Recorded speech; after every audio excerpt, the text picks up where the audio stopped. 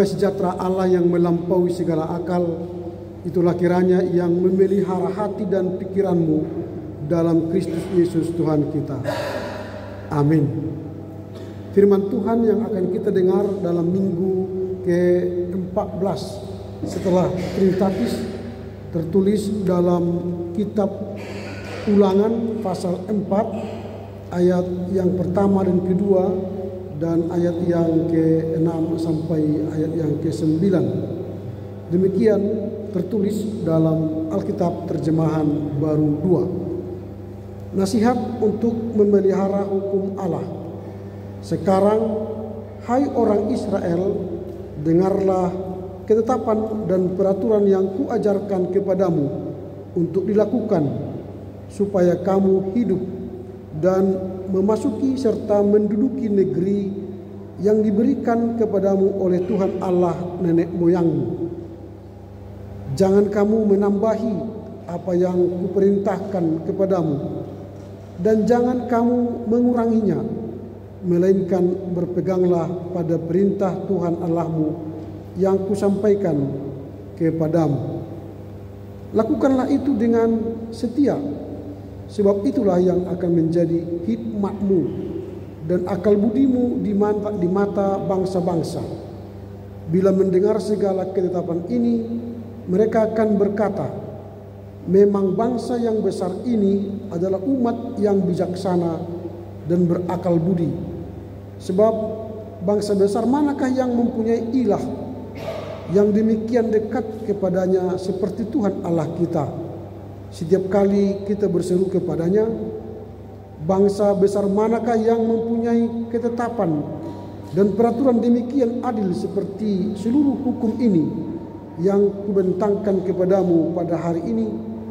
Tetapi waspadalah dan berhati-hatilah senantiasa, supaya jangan engkau melupakan hal-hal yang dilihat oleh matamu sendiri itu, dan supaya jangan semuanya itu hilang dari ingatanmu seumur hidupmu. Beritahukanlah semuanya itu kepada anak cucumu. Demikian firman Tuhan. Mari kita sambut dengan nyanyian.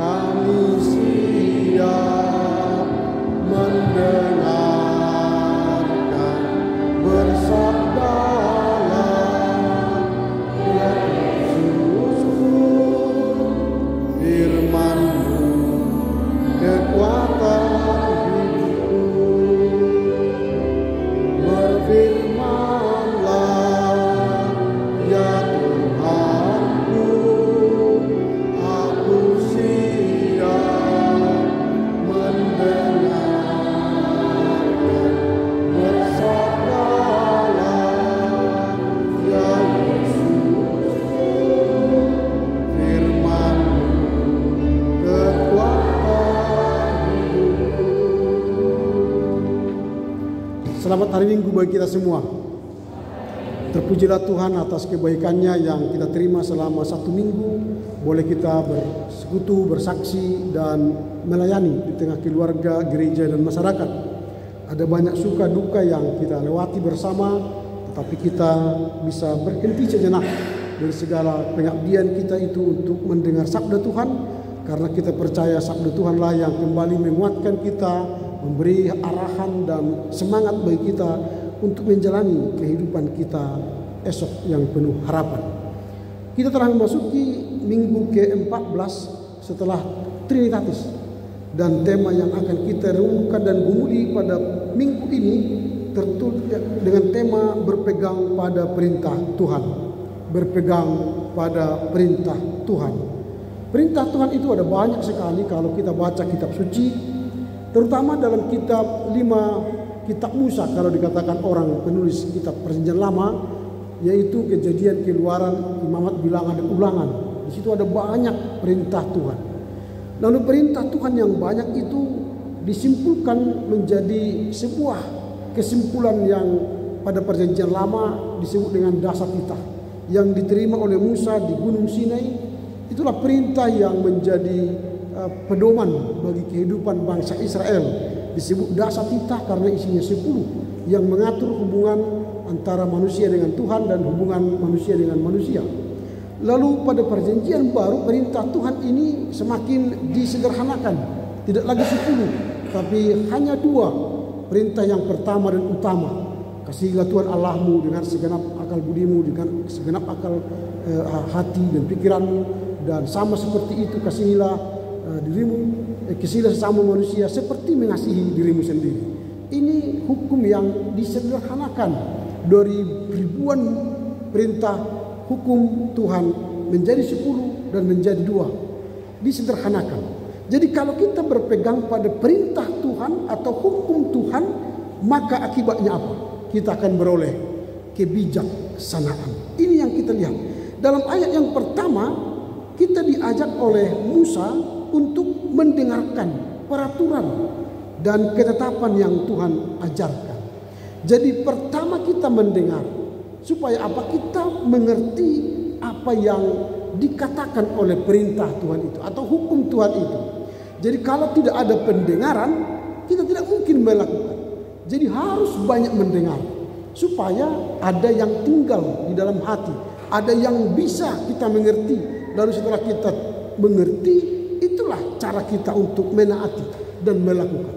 Jadi mendengar perintah Tuhan, mendengar sabda Tuhan, mendengar firman Tuhan itu penting. Itu sebab kalau di dalam agenda kita disebut ada dasa titah dibaca setiap minggu. Mari kita dengarkan hukum Taurat yang ke-10. Itu artinya kita berusaha mendengar. Setelah berulang-ulang kita dengar ke-10 dasa titah itu, maka kita mengerti, memahami. Di anak-anak perguru malua pelajar sidi, dasa titah ini diurai lagi dengan maksud dan tujuannya. Titah pertama sampai titah ke-10. Apa artinya? Supaya apa? Titah itu semakin diurai lebih dalam. Itu yang kita lihat dalam ayat yang pertama. Apa tujuannya? Kalau kita lihat ayat yang pertama dikatakan begini. Sekarang hai orang Israel, dengarlah ketetapan dan peraturan yang kuajarkan kepadamu untuk dilakukan. Jadi tidak hanya mendengar, tapi untuk dilakukan. Ada banyak orang yang mendengar firman, tapi tidak melakukan firman. Itu menurut Yakobus adalah penipu. Kalau kita hanya rajin mendengar khotbah, mendengar firman melalui renungan di YouTube atau di audio, tapi tidak melakukannya, menurut Yakobus itu adalah penipu. Orang yang menipu dirinya sendiri. Jadi warga jemaat GKPA tidak ada yang penipu, karena mereka telah mendengar dan melakukan firman Tuhan. Setelah melakukan, apa dampaknya? Supaya kamu, dikatakan di sini, hidup. Jadi orang yang mendengar dan melakukan, dia hidup. Di manakah dia hidup di sini? Memasuki serta menduduki negeri yang diberikan kepadamu oleh Tuhan Allah nenek moyang. Inilah kalau dikatakan tadi berpegang pada perintah Tuhan, maka Musa mengajar, mari untuk mendengar perintah ketetapan Tuhan supaya kita hidup, supaya kita beroleh bahkan menduduki tanah nenek moyang kita. Jadi kalau orang Israel supaya memasuki tanah nenek moyang itu kan mengarah ke Yerusalem, ke tanah Kanaan. Lalu kalau kita sekarang tidak seperti itu pemahamannya. Kalau kita mendengar sabda Tuhan, mendengar perintah Tuhan, hukum Tuhan, lalu kita akan masuk ke Yerusalem di Israel sekarang. Tidak begitu. Tapi kita masuk ke surga kekekalan. Jadi perjalanan kita ialah menuju surga. Dalam ayat yang kedua, Musa menekankan pentingnya untuk tidak menambah atau mengurangi perintah Tuhan. Ini menarik. Kalau kita baca, janganlah kamu menambahi apa yang kuperintahkan kepadamu, dan janganlah kamu menguranginya, melainkan berpeganglah pada perintah Tuhan itu. Jadi kalau sudah diperintahkan, jangan kurangi, jangan tambah. Nah tadi menarik kalau kita baca di bacaan Alkitab di Matius 15 itu, dikatakan dalam ayat yang ke-11, 9, percuma mereka beribadah kepadaku, sementara ajaran yang mereka ajarkan ialah perintah manusia. Nah, mereka mengurangi, diajarkan firman Allah, ketetapan Allah, hukum Allah, tetapi yang dikerjakan ialah perintah manusia. Ini berarti mereka mencoba mengurangi perintah Tuhan, lalu menekankan perintah mereka. Ini bahaya. Orang yang seperti ini tidak akan hidup. Dia tidak akan memperoleh kehidupan yang kekal, tetapi mereka akan beroleh binasa. Nah, kita sering memang karena mungkin sudah banyak baca teks firman Tuhan, kita sering menambah mengurang firman Tuhan, tidak mengerti seutuhnya firman Tuhan itu. Karena itu Musa saat ini mengajak kita kembali penting untuk tetap setia pada perintah tanpa mengurangi dan menambah. Misalnya contoh, ini hanya contoh. Dikatakan begini, cerdiklah seperti ular, tuluslah seperti merpati. Tapi ada banyak orang Kristen hanya cerdik seperti ular, maka dia penipu. Karena dia hanya cerdik seperti ular, tidak menggunakan tulus seperti merpati. Atau ada orang hanya tulus seperti merpati tanpa cerdik, maka dia dibodoh-bodohi. Supaya kita jangan jadi penipu, supaya jangan kita menjadi pembodoh, maka jangan hanya cerdik tapi tulus. Supaya kita jangan kena tipu, supaya jangan kita dibodoh-bodohi orang, maka jangan hanya tulus tapi cerdiklah. Maka firman itu jangan penggal pemahamannya, tapi harus utuh. Cerdik seperti ular, tulus seperti merpati. Maka kita akan mampu menghitung langkah kita dengan ketulusan hati kita. Ini contoh. Jadi jangan kurangi dan jangan tambah. Ada juga mungkin contoh yang lain mengatakan kasihilah musuhmu seperti dirimu sendiri. Tapi kita mengatakan mana mungkin mengasihi musuh. Udahlah, biarkan aja lah dibenci mereka selamanya. Nah, itu kan kita tambah, kita kurang. Padahal perintah Tuhan sudah jelas, kasihilah musuh. Nah, ini contoh-contoh. Masih banyak pengalaman-pengalaman kehidupan kita yang mengurang menambah. Kalau cocok kepada kita, kita tambah. Cocok kepada kita, kita kurang. Tapi kalau untuk orang lain, kita tambah-tambah aturannya supaya semakin kena mereka. Kira-kira begitu. Itu yang ayat kedua. Dalam ayat yang ke-6 kita melihat bahwa memelihara dan melaksanakan perintah Tuhan adalah kebijaksanaan. Maka menurut Musa, ke-10 hukum Taurat itu adalah bagai buku panduan, bagai cermin. Kalau kita baca nanti kitab Yakobus pasal 1, dia berkata bahwa setiap orang berusaha melihat dirinya dalam sebuah cermin. Apakah dirinya cantik atau ganteng, maka dia melihat cermin. Maka setiap manusia rata-rata mungkin ya menurut saya hampir 100 kali setiap hari melihat cermin. Mulai bangun pagi sudah langsung cermin, habis mandi cermin, sudah siap mau ke gereja pun sempatkan cermin. Lalu sudah tiba di gereja, ada mobil orang pun ada, pokoknya setiap ada cermin, sempatkan bercermin. Memastikan aku ganteng, aku cantik. Mana tahu ada yang belepotan, dipastikan.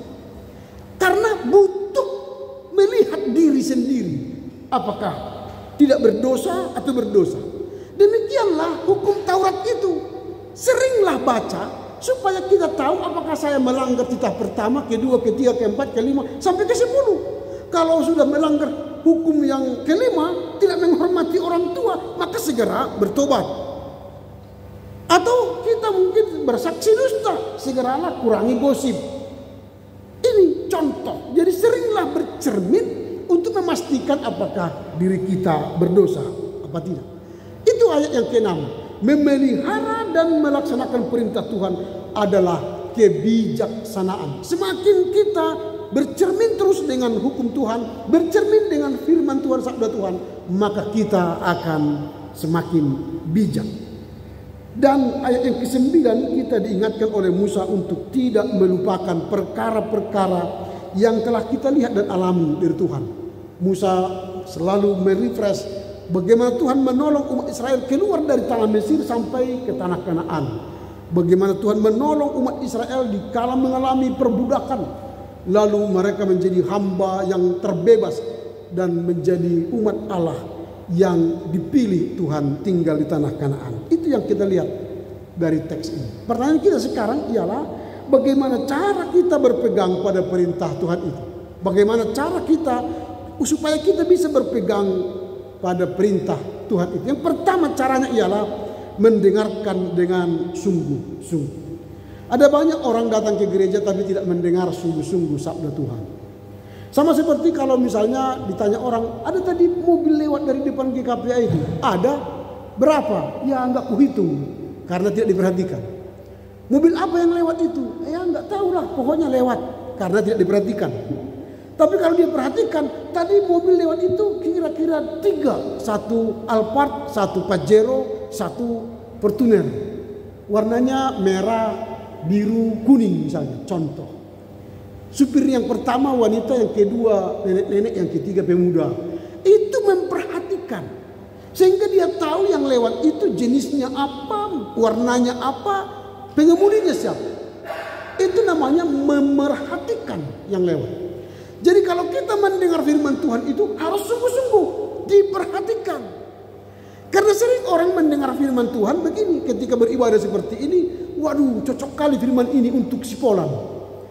Untuknya tidak. Itu persoalan. Jadi untuk orangnya cocok firman Tuhan yang dia dengar hari ini, tapi untuk dirinya tidak cocok. Ini namanya tidak mendengar sungguh-sungguh.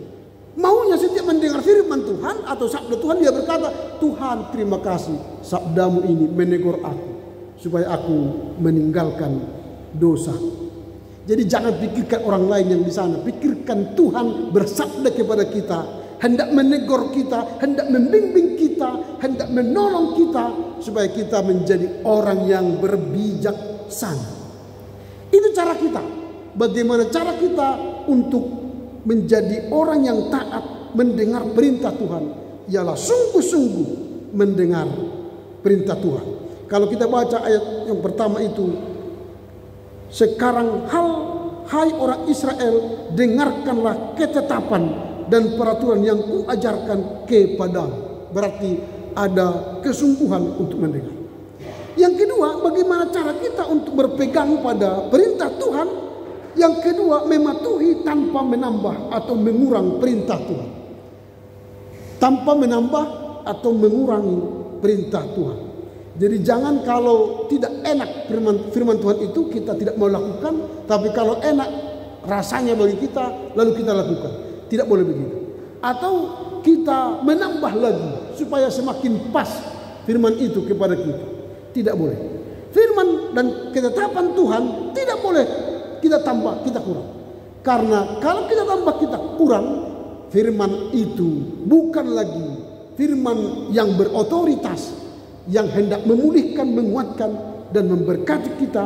Tetapi firman itu sudah menjadi kehendak kita yang kita atur, kita model, kita formulasi untuk enak didengar dan untuk cocok untuk diri kita.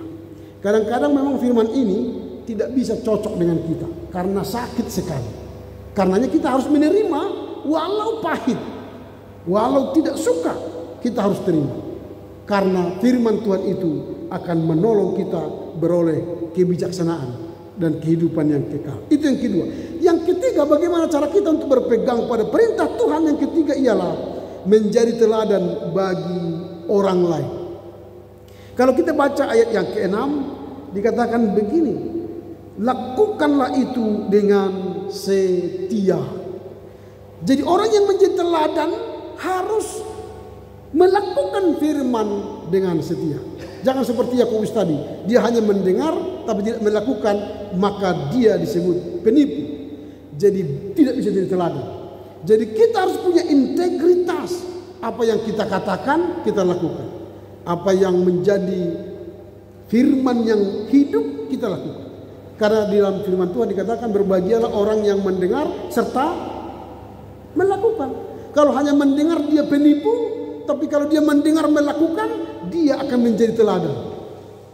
Jadi kita pilih, apakah saya menjadi orang Kristen yang penipu atau orang Kristen yang menjadi teladan. Minimal menjadi teladan bagi diri kita, atau bagi anak kita, atau bagi lingkungan kita, atau bagi gereja kita dan masyarakat. Ini yang ketiga, bagaimana caranya? Jadilah teladan, sesuaikan perkataan dan perbuatan. Yang keempat, memelihara serta melaksanakan. Ayat yang ke-9 dikatakan, ayat yang ke-9 dikatakan begini. Tetapi waspadalah dan berhati-hatilah senantiasa, supaya jangan engkau melupakan hal-hal yang dilihat oleh matamu sendiri. Jadi jangan melupakan, tetapi peliharalah dan laksanakan. Jadi sering kita memang melupakan. Sudah diajarkan pun lupa, sudah dibaca pun lupa, sudah dibuat pun ketetapannya lupa. Maka caranya mudah sekali supaya jangan lupa firman Tuhan. Mulailah, kalau ada di rumah ayat-ayat apa namanya di toko buku ada kan menjual ayat-ayat firman Tuhan itu, belilah, tempel di salah satu sisi rumah kita. Jadi setiap masuk kita baca. Setiap masuk kita baca. Misalnya, berkatilah rumah ini ya Tuhan, atau jawaban yang lemah lembut meredakan kegeraman. Itu kan buat di kaca, tempel, atau di mobil. Kadang-kadang memang kita tidak ingat ayatnya di mana, lupa. Nah, memudahkannya buatlah dalam secari kertas, tempel entah di handphone kita atau di buku kita, supaya ingat ayat-ayat yang kita sukai. Nah, ini cara, karena kita cenderung mudah lupa. Kalau sudah lupa, pasti melaksanakannya pun tidak akan kita lakukan. Tapi kalau kita sudah ingat, maka kita akan melakukannya. Itu yang keempat, bagaimana kita berpegang pada perintah Tuhan. Peliharalah dan laksanakanlah. Berarti ingatlah apa yang kita baca, kita pelajari dari perintah dan ketetapan Tuhan. Yang kelima, bagaimana caranya? Kelima, mengajarkan kepada generasi selanjutnya. Ini yang penting. Kalau kita baca nanti kitab Ulangan ini, baik pasal 6, di situ dikatakan berulang-ulang, ajarlah dikala duduk, dikala berbaring, dikala berjalan, ajarlah kepada keturunan kita, generasi kita. Saat duduk kita sampaikan, ya anakku, tadi firman Tuhan yang saya baca dari Matius begini, dari Lukas begini. Ada diskusi. Atau kita ulang tanya, apa arti dari hukum Taurat yang pertama? Apa arti doa Bapa kami? Apa arti baptisan? Apa arti perjamuan kudus? Itu kita ulang-ulang tanya kepada generasi kita. Supaya apa? Itu hidup dalam dirinya. Sehingga dia matang secara iman. Dia menjadi generasi yang tangguh. Kalau harta kita wariskan, generasi berikutnya bisa berkelahi. Karena dia ingin rumah, ingin mobil, ingin sawah, ingin ladang, ingin kelapa sawit, atau manapun harta yang kita tinggalkan. Kecuali hutang, kalau hutang gak mau anak kita menerimanya. Tapi kalau harta benda mau kita terima. Itu bisa membuat berpotensi berkelahi. Tapi kalau kita wariskan iman, tidak akan mungkin anak-anak kita berkelahi. Wariskanlah keselamatan, wariskanlah perjamuan kudus, wariskanlah baptisan, wariskanlah sabda Tuhan, wariskanlah ketetapan Tuhan. Ya enggak mungkin mereka berkelahi, karena yang diwariskan ialah kehendak Tuhan. Nah, ini yang kelima, mengajarkan kepada generasi selanjutnya ketetapan Tuhan dan perintah Tuhan itu. Apa yang hendak kita renungkan dari teks hari ini setelah kita memasuki minggu ke-14 setelah Trinitatis? Yang pertama, kita harus sadar akan kedaulatan Tuhan. Jadi Tuhan itu berdaulat menetapkan seluruh ketetapannya, perintahnya, hukumnya, sabdanya, dan melalui itulah dia berdaulat. Jadi Tuhan yang kita sembah yang berdaulat itu akan nyata daulatnya, kuasanya, maha kuasanya, dan kemuliaannya kalau kita melakukan perintahnya, hukumnya, dan sabdanya. Itu yang pertama. Yang kedua, komitmen untuk mendengar. Dari pendengaran timbul iman, dan dari iman itulah yang akan menyelamatkan kita. Jadi seringlah mendengar. Jadi di renungan harian kita, YouTube kita, renungan harian, marilah buka setiap hari. Karena yang membuka hanya sedikit, paling 4-5 orang yang mendengarkan. Jadi kalau ada warga jemaat di GKPA ini 300 kakak, kali 2 600 orang like and subscribe, itu kan sudah menolong penyebaran firman Tuhan. Lalu sebarlah ke teman-teman terdekat kita supaya mereka mendengar. Jadi kita menolong orang mendengar sabda Tuhan. Gampangnya itu kan, setelah kita dengar, kita tonton, like and comment, lalu share kepada teman-teman, mungkin kepada anak kita atau cucu kita. Ini cara bagaimana ketetapan Tuhan itu, firman Tuhan itu kita ingat, kita dengar, dan kita lakukan. Itu yang kedua. Yang ketiga, ketaatan yang tulus. Jangan karena kita tadi katakan harus taat kepada Tuhan, mendengar sabda dan perintahnya, akhirnya dia menghafal saja tanpa melakukan. Itu bukan ketaatan yang tulus. Ketaatan yang tulus ialah setelah mendengar, mengerti, melakukannya dengan tulus. Tidak terpaksa, tapi melakukannya dengan sepenuh hati, setulus hati. Itu yang ketiga. Yang keempat, penting memelihara hukum Tuhan itu sebagai panduan. Jadi ada banyak gereja sekarang tidak pernah lagi membacakan hukum Taurat dalam ibadahnya. GKPA masih memelihara tradisi membaca hukum Taurat dalam ibadahnya. Tapi ada banyak gereja sekarang tak pernah lagi dibaca hukum Taurat. Bahkan ada berkata, museumkan sajalah hukum Taurat itu. Kalau hukum Taurat itu kita museumkan, tidak ada lagi cermin, maka tidak ada lagi panduan hidup kita. Kalau seandainya tidak ada kaca di bumi ini, di mana lagi kita memeriksa kecantikan dan kegantengan kita? Nggak ada lagi. Mungkin orang tak perlu lagi mengurus diri karena dia tidak bisa lihat dirinya. Tapi karena ada banyak kaca, maka dia berkesempatan. Masuk lift pun ada kaca langsung kesempatan itu. Itu karena pentingnya memastikan dirinya tampil dengan mantap. Itu yang ketiga. Yang keempat. Lalu yang terakhir, peran kita untuk memengaruhi generasi penerus, untuk memengaruhi generasi kita, anak cucu kita, mengajarkan ketetapan Tuhan, mengajarkan firman Tuhan, mengajarkan perintah Tuhan. Jadi ini tugas kita sebagai orang tua, tugas kita sebagai generasi yang lebih duluan, mengajarkan ketetapan itu, firman itu, sabda itu kepada generasi kita selanjutnya. Jangan nanti kehilangan firman, kekuatan firman kepada generasi kita. Apalagi ini sudah masuk bonus demografi. Bonus demografi nanti tahun 2030-an, pemuda lah yang paling banyak di Indonesia, termasuk pemuda GKPA.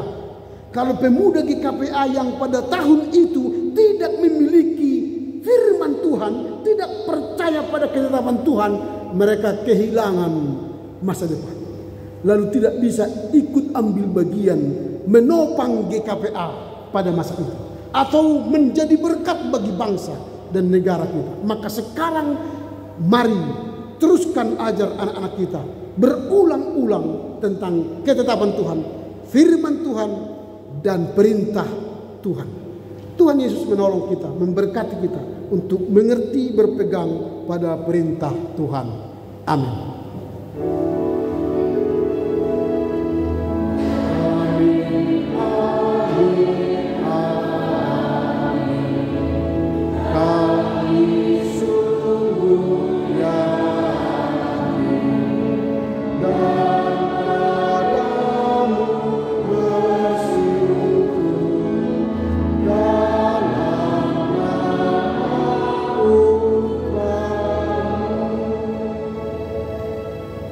Terima kasih Bapak atas firman-Mu yang mengajar kami untuk berpegang pada perintah Tuhan.